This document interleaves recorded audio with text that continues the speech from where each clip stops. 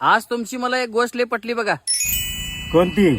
तुम्ही बी सर्वसामान्य माणसासारखं जगता आणि तुमच्याकडे एवढा पैसा असून बी मातीला जोडून राहता.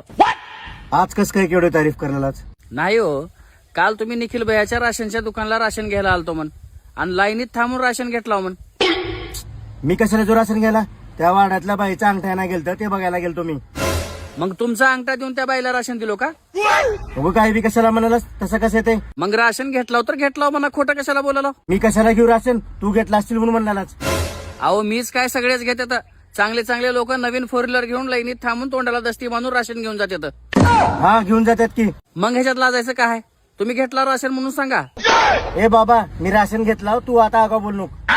हा असं सांगायचं. बरं ते राशन घेतलेलं तुम्ही घरी घेऊन गेला हो का अर्थावर इकून त्याचे पैसे घेतला? राशन तर सगळेच घेतात पण हानी घेतला म्हणून कोणीच म्हणणार.